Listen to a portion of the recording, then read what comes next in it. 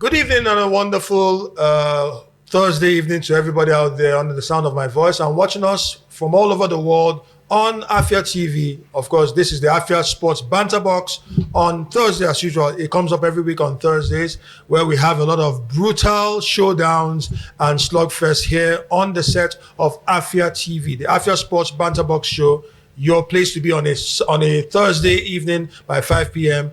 I'm your host, Sisi Emechebe, aka Sisi the Rabbi, and we have a lot to talk about. Just before I introduce the guest today on this wonderful show, I'll give you a background of what we're going to be dealing with. The first segment, it has to do with something grand that happened on Monday. This past Monday was the event of the FIFA, that's the Ballon d'Or tournament that took place, Ballon d'Or event, rather, ceremony that celebrated excellence in football. You talk about the best male player, best female player, best young player, highest goal scorer, best goalkeeper, and everything in between. Now, that was what happened there. So there were many deserved winners, and there were some other winners who had some question marks over them. It was a grand affair indeed, where people scooped awards. But we're going to take a look at some of the key awards, and then that will inform what we'll be talking about in the next few minutes regarding one particular category, one of the high categories in the Ballon d'Or. Did the person deserve to win it, or did someone else deserve to win it? Well, I won't say much about that. I'll just give you the opportunity to judge for yourself and watch this clip while we go on a very short break. Just stick around, don't touch that dial. This is still the Afia Sports Banter Box on Afia TV. Stay tuned.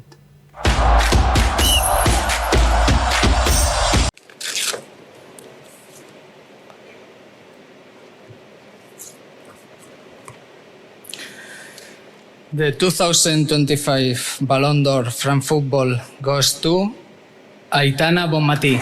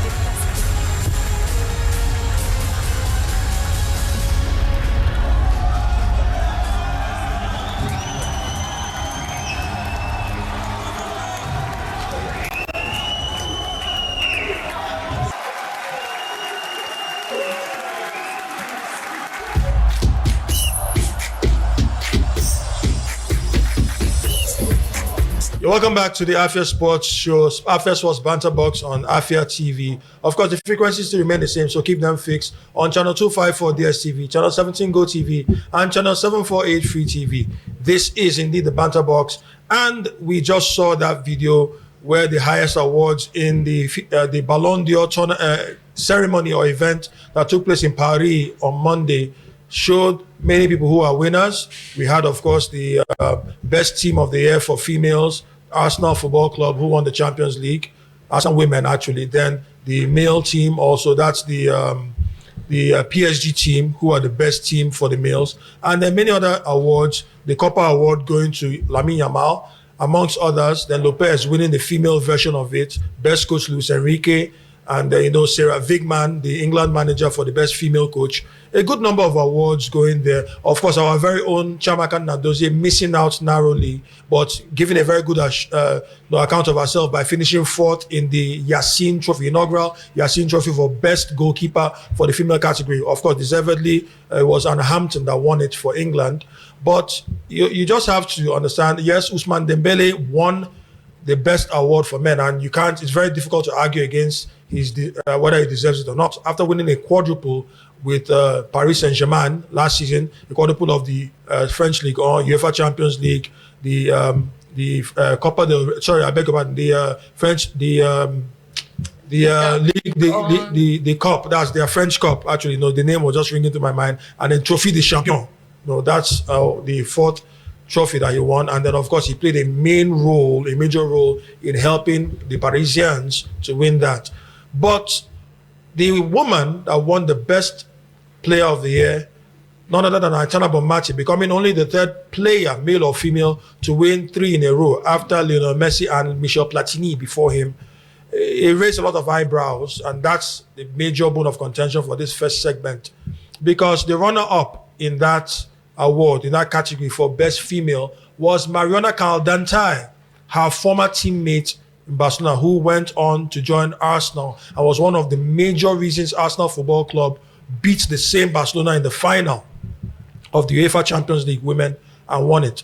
So you'll feel a bit hard done by that Mariona Caldantai, who put in more impressive performances in the Champions League and also in their run to the Euro finals, where they both lost to England.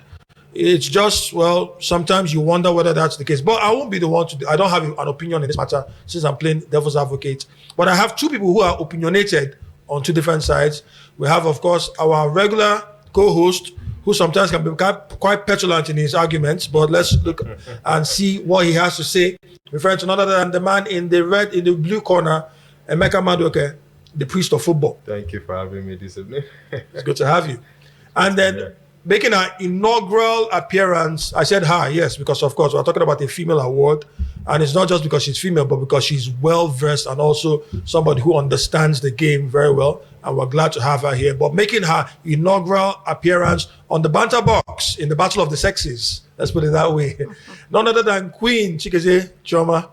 Good to have you, Queen. Yeah, good to be here also. Nice to be on Banter Box.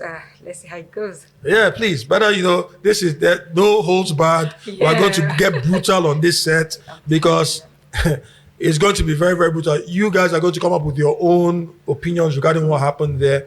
I want to know who is supporting who, and that's when we start. We're going to find out who is on the side of Aitana Bonmatí, deserving to win the third consecutive Ballon d'Or title and that's trophy, and then of course who opposes that view. We'll find out when we give you the opportunity to talk. And right now I'm playing the role of umpire, and like I said, devil's advocate, even though I have nothing to do with the devil.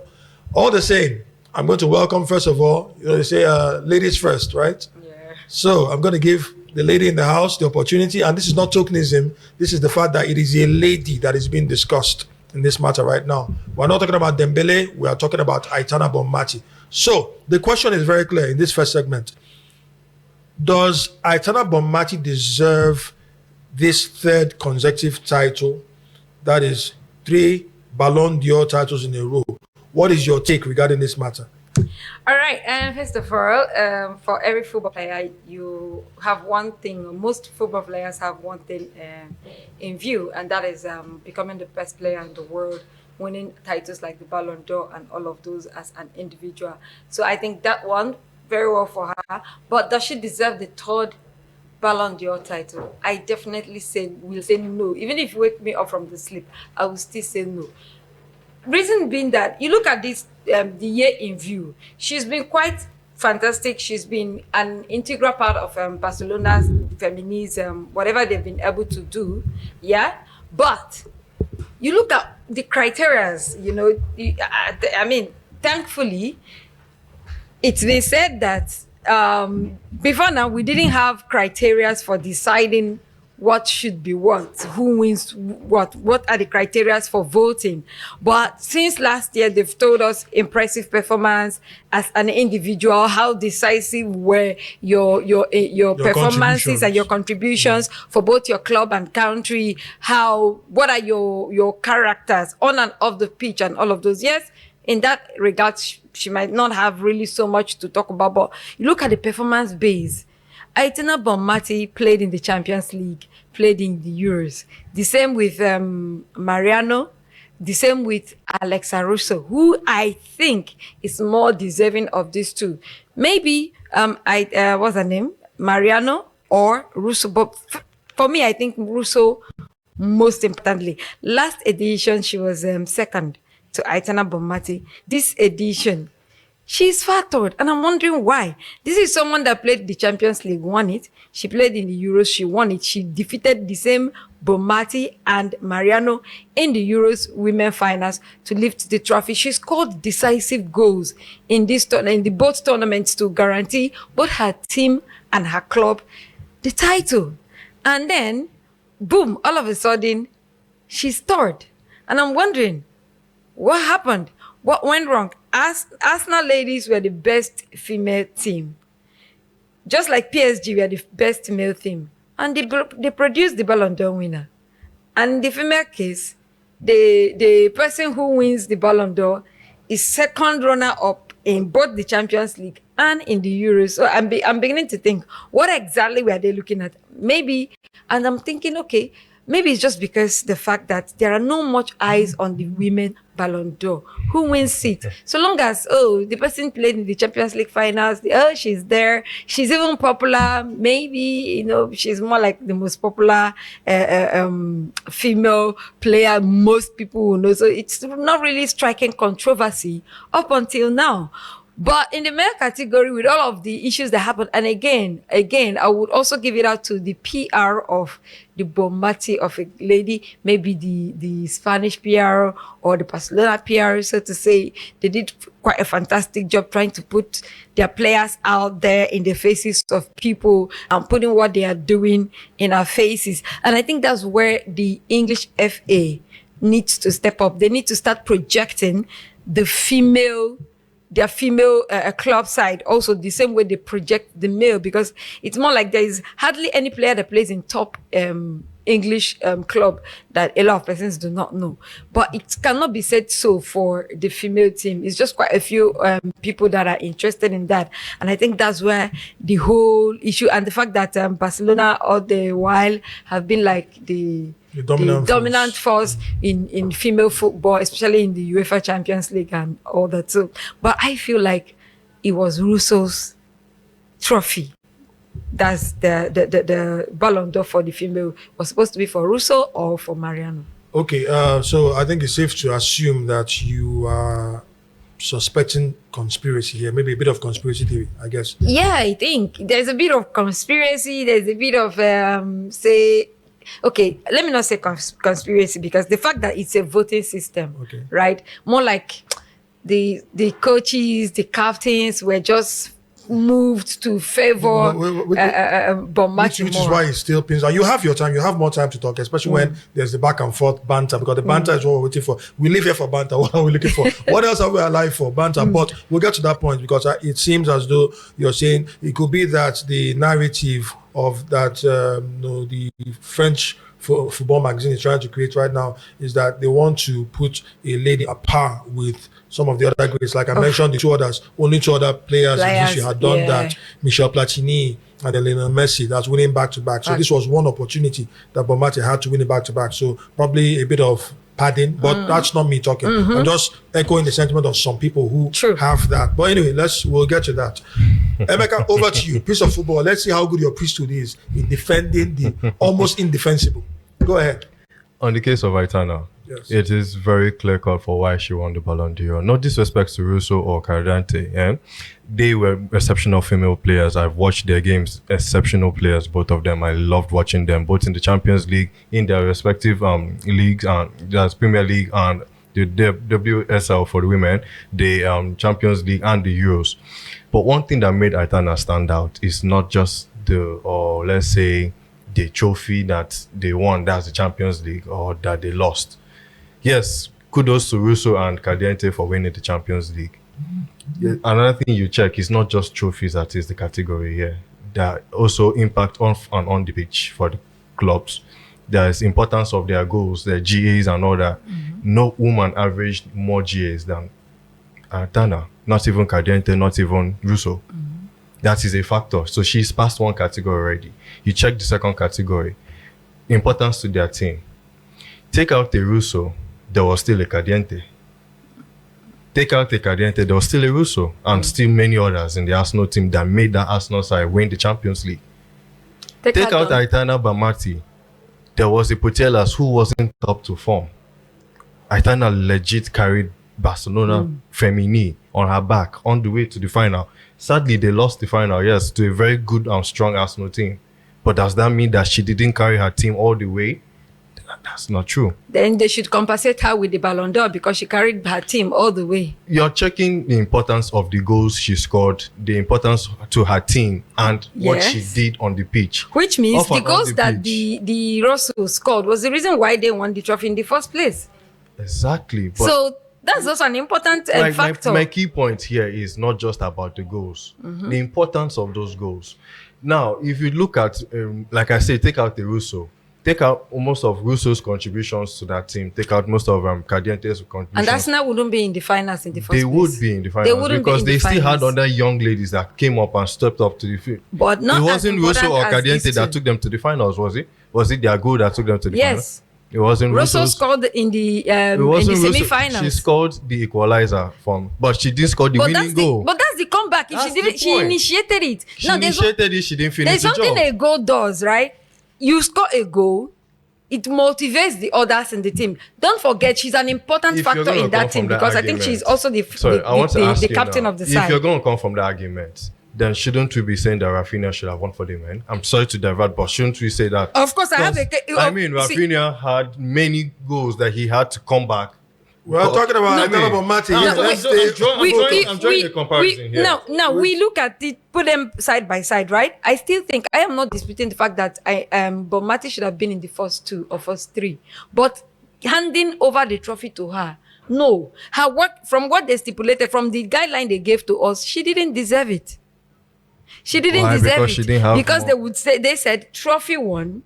Then with club, if you're talking about trophies won, sorry, let me come to that aspect. If you're talking about trophies won, okay, yes, I can give it to Russo. She won the Euros and she won the Champions League. Say it, good and fine, yeah, she won those two. But the main person here that they're actually shouting for is Cardiente.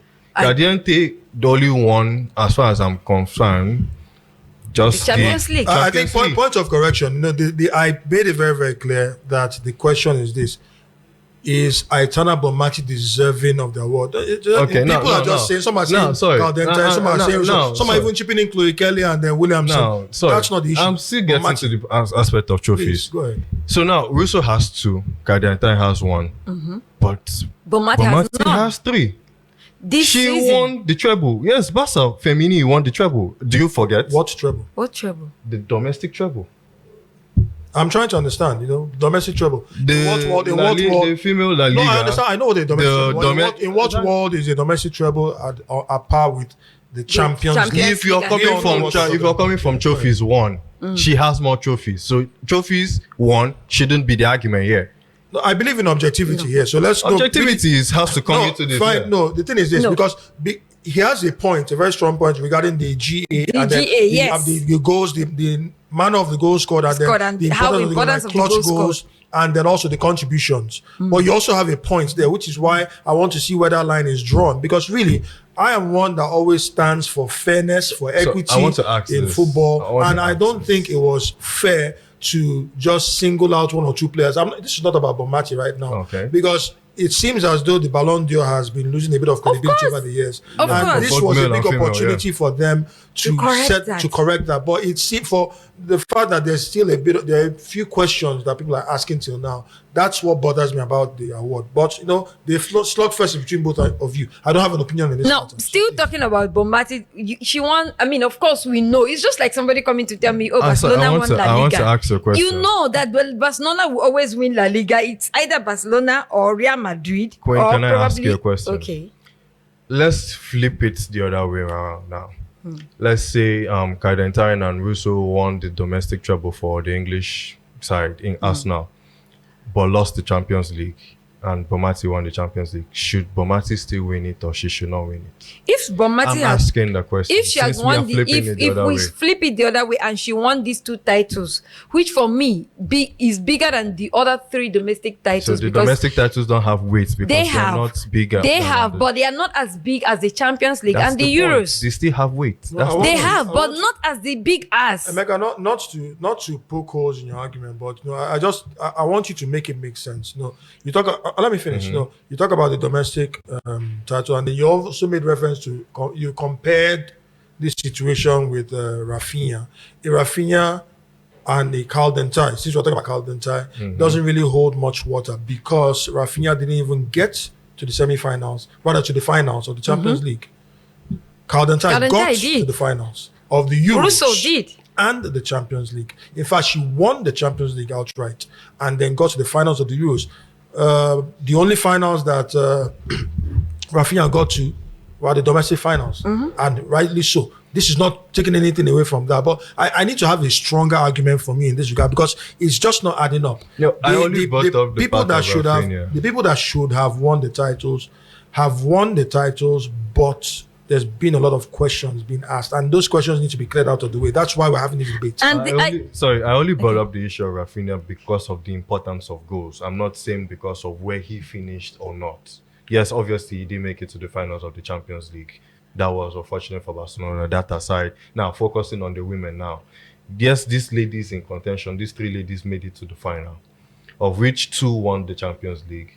2 also lost the Euros. And unfortunately, one finds herself hanging in the middle because she won 1 and lost 1. While one won 1, lost 2, won 2 and lost 1. So it's now a case of, okay, how do we settle this 3 merry-go-round?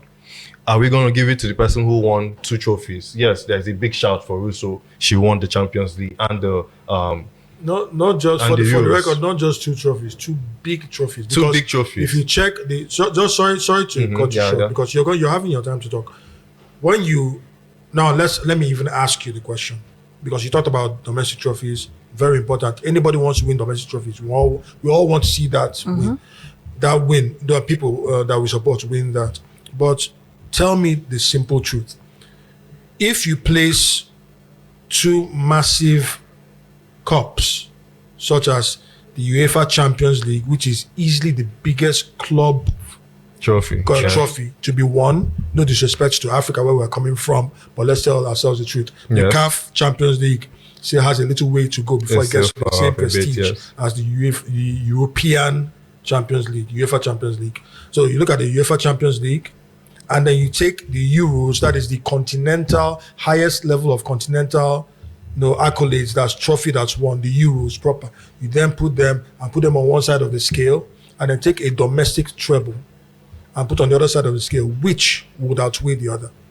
Obviously, the 2 big cups, the Euros and the Champions League, will outweigh. Yes, I get. So why does Russo not have a better shout? I'm not saying Russo doesn't have a better shout, but there are 3 categories to look at here.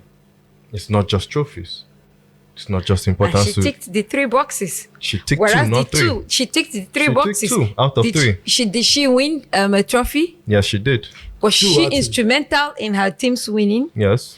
How did she score goals that her goal J's was lower than both Caliente and but then Bonmatti. Okay, Bonmatti ticks 1, which is the goal Bonmatti against. takes 3 actually. She doesn't tick 3. She has 3 trophies she ticked, goals she ticked, importance she ticked. So what did she tick? The goals, the trophy you're talking about already. Trophies the are other trophies. Trophy is already outweighing whether her one trophy. outweighs one, she won trophies. The most important criteria thing didn't say this particular trophy. The criteria said trophies. Yes, That the says- criteria. that was But we the know, English language stated. but we know Criteria we say know that these trophies, trophies not has Champions League or importance Euros. and has significance, right? We know even without it being written or being said, we know that when they say trophies, when it comes to the same trophy, they have ranks, and they will have to okay, this one, okay, this one outweighs this one. Let me Right. ask you a question now. Let's say you were a professional female player now, and okay, let's say we were both playing for the female sides, and maybe I won the Champions League, didn't score many goals. Maybe I only scored 4 goals in a season. Maybe you scored 58. I scored only 4. I won the Champions League. You won a domestic trophy, fell short in the Euros. They come and give me the Ballon d'Or because I won the Champions League. But that's what we've seen over I time. scored 4.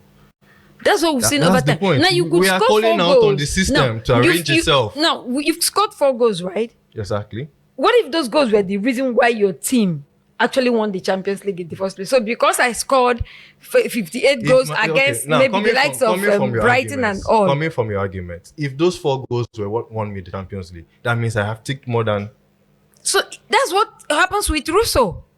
She had stick more than I want to ask a question Bonmatti. while I try to verify something here, because I think we'll just do this before we go for a short break and get to the second segment. This case of shifting the goalposts is what I'm trying to avoid, and it seems as though the French football magazine are fond of doing that. On one side they'll look at individual awards or individual performances. For the offensive players, we've always been talking about the fact that there's a bias towards offensive players. For the offensive players, they check GA, goals and assists, your basic goal contributions, your offensive contributions, attack-based contributions.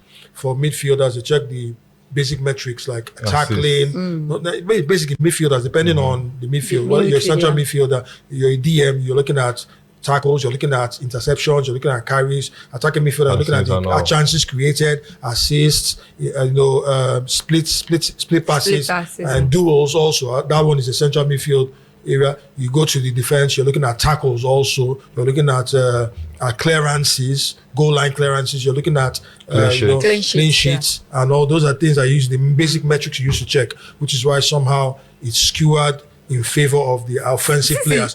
But the point I'm trying to make is this.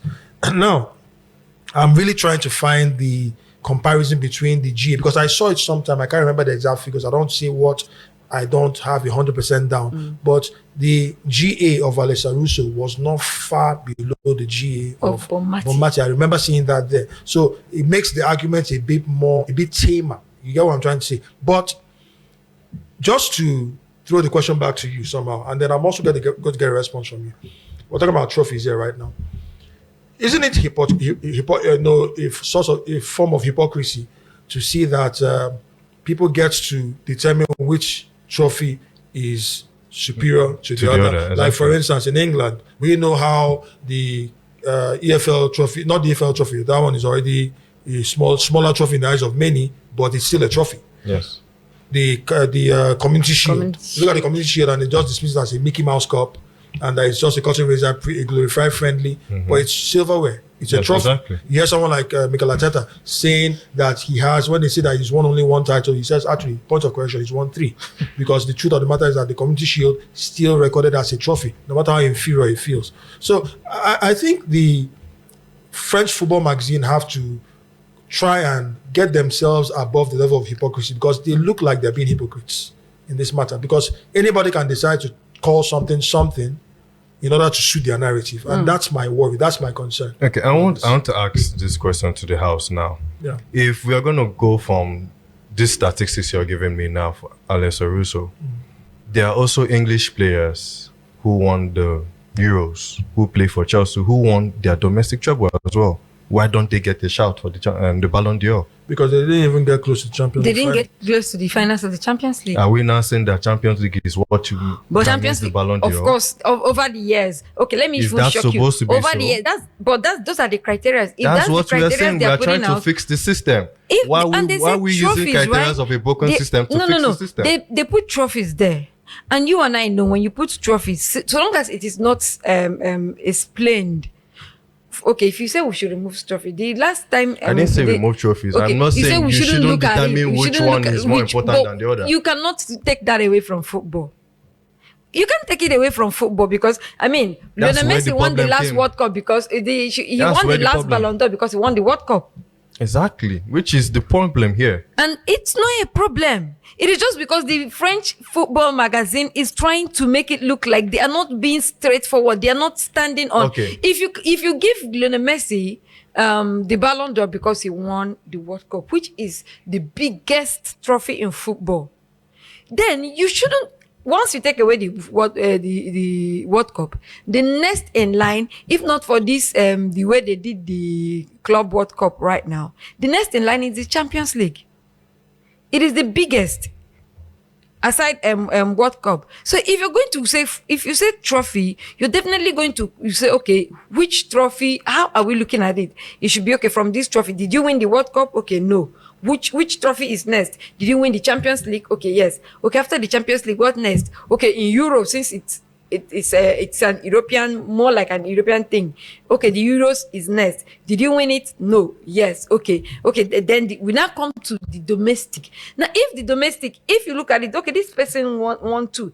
If Russell had won one, and Bonmatti won the trebles and didn't win any other this thing, I wouldn't have an issue with that. Then But so long as she won two big trophies and her goals, Going by what you're saying, that means we should not call it the Ballon d'Or, but the Trophy d'Or. it's No, I'm sorry. That's what everything. You know why we're looking at trophies because Ballon d'Or, the I should call other Sorry Trophy for cutting d'Or. it short. I don't have a whistle here. I would have blown my whistle. But the point. I said I'm trying to check something. Yeah. I'll need to find if somebody could help me. I need to find Bonmatti's exact stats. But if you check it, Russo shared the WSL Golden Boot with Khadija Shaw of Man City with 12 goals in 21 appearances. That's what she did there. Then that's in 21 league appearances. Then in the Champions League, she scored 8 goals in 15 league appearances. That's Champions League appearances. So when you check it critically, you find out that she had 20 goals scored. I'm not talking about the assists now. I'm still trying to find that out. 20 goals scored in both competitions, 20 goals scored, and then if you add 21 to 15, 22 goals scored in 36 appearances, which is a very good GA. Not too far behind Bonmatti's GA. But we just need the French magazine, and then hopefully, because FIFA the Best is coming up in December, likewise the FIFA generally, to just tell us the exact criteria they want to use so that things can be given fairly, because there will be an outcry. The outcry is still there. And in my own opinion, I'm not going to share my opinion. It's not important, as I'm playing the role of an arbiter here. The truth of the matter is that the French football magazine can do better. They should do better, because there's been a lot of alleged robbery and it needs to be looked into. I'm sorry, if I may add to what you just said now. Yes. The criteria should be clearly stated. If you are going to go up for the Ballon d'Or, tell us that the criteria that are most important is the trophy and the goal assist and goal, that's GA. Then whoever is fighting for the Ballon d'Or, he knows if he's not in either of these categories, he's not winning it. Let the players know, okay, what they're up for. Not somebody works hard, gets the GAs, gets trophies, then at the end of the day, they say, okay, you got trophies, this other person got trophies. We're going to choose the one that is more important. You didn't state which trophy you must win. I can do better than that. Let me just tell you what I think, and then I'm going to hear her thoughts about that so that we can harmonize this and then move to the next point. This is what I feel should be done. Let the FIFA, we keep on saying FIFA, let the French football magazine come out and then look at this award that is entering its 70th year, because this was the 69th award. It started in 1956. It's getting to the 70th. It needs to be, some things need to be corrected before then. So tell us exactly what parameters you're using. First of all, are you talking about contribution to the game? If it's contribution to the game that you played, for your club and for your country, contribution in what position? What kind of contribution are we talking about? If you're an attacking player, is it goals and assists? If you're a defensive player, is it tackles, interceptions, clearances, all those defensive inclined statistics?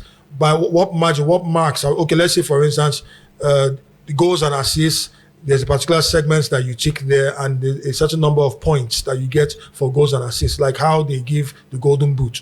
You have the UEFA coefficient. Leagues have their coefficient. The England, for instance, has each goal that is scored to determine the Golden Boot. You have a goal that's multiplied by 2. Yes. But when you come to the lesser leagues like Portugal, the Portuguese league, it's a goal multiplied by 1.5, which is why Vitor Gyökeres missed out to Kylian Mbappe last season. So just let's know those standards. Then secondly, we then talk about which one is superior to the other.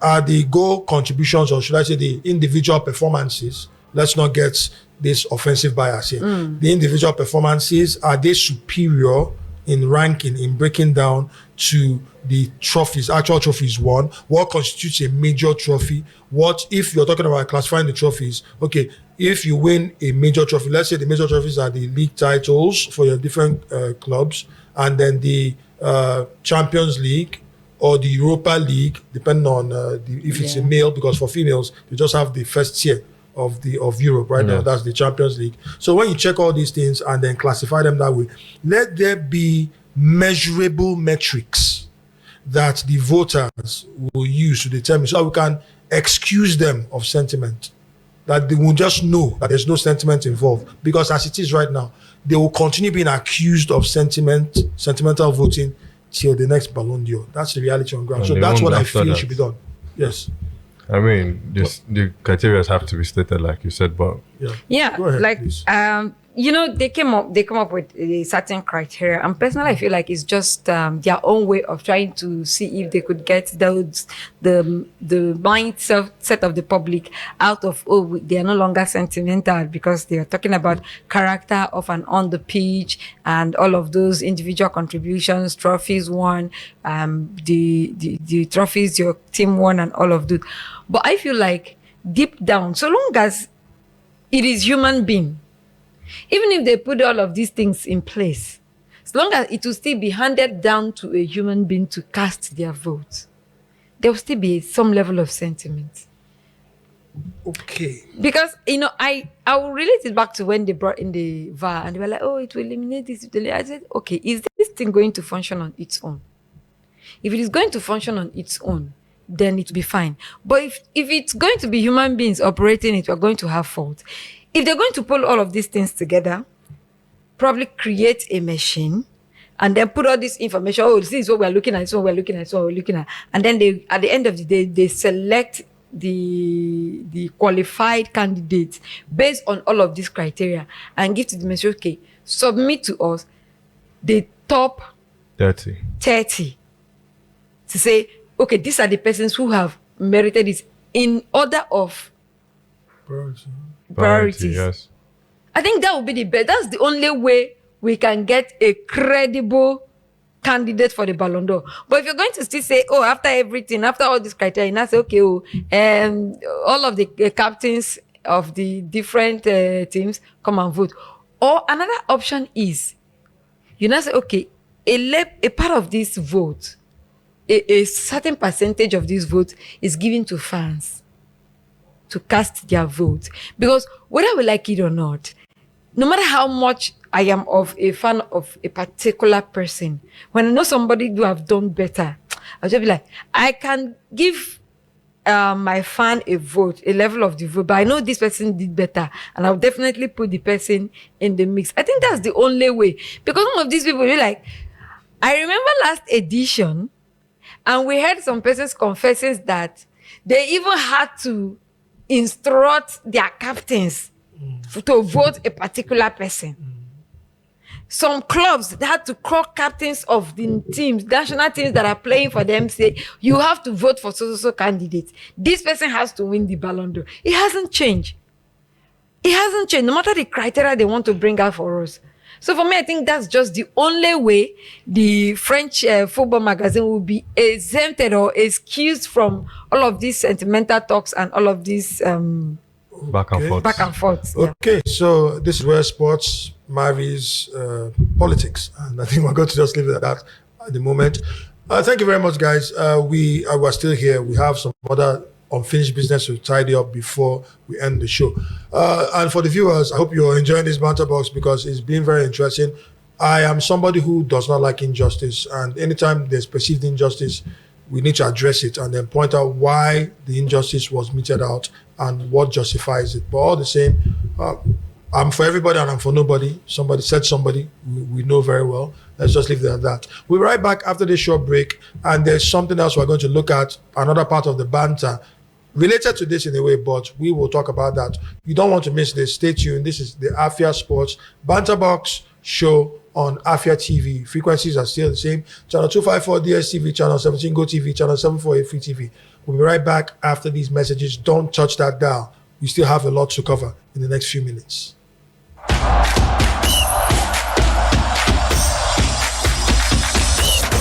Welcome back to the Afia Sports Banter Box show on Afia TV. Of course, frequencies are still the same. Channel 254 DSTV, Channel 17 Go TV, and Channel 748 Free TV.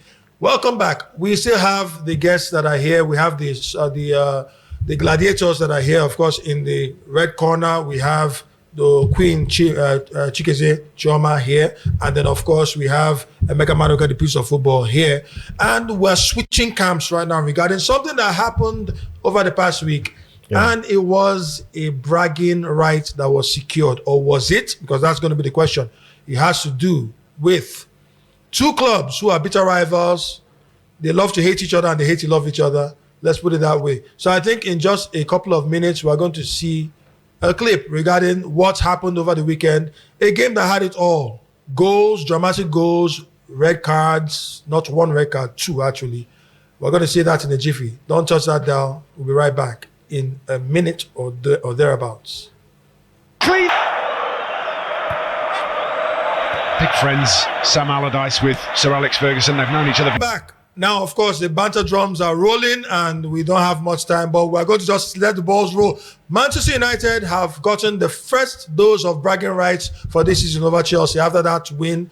Lucky win. You call it lucky win, but it was a win. Chelsea a is win. never a match for Manchester Let's see. United. No, just in the next couple In of your years. dreams, Sean. Maybe in your dreams, Sean. Chelsea is never in the last 12 home games at Manchester. Whatever makes you sleep we've well at night. already beaten Chelsea. Whatever makes you sleep well at night, my dear. My dear, whatever makes you sleep well at night, Over okay? the years. Princess, whatever makes you sleep well at night, I'll allow you to say that, okay? That was the fluke of a game. If both men were down to 11-11, Chelsea wouldn't have lost that game.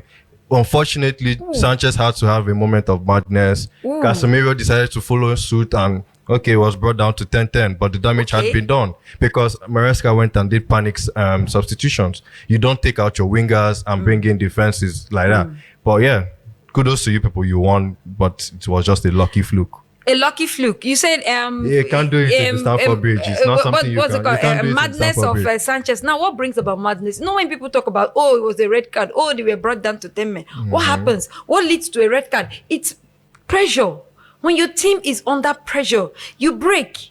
And that's what exactly Manchester United did to Chelsea because they are not United went under pressure when Casemiro had his own moment of madness as well. Over $1 billion plus to get players. But United went under pressure when Casemiro decided to pick up the red card. That's what I'm saying. Casemiro, some person. I'd rather be under pressure and get a red card than be clumsy and get a red card. Okay. I think I'm going to come in here because we're running out of time. We're already out of time. The truth of the matter is this: I even get a bit nauseated listening to two clubs that have 4 players.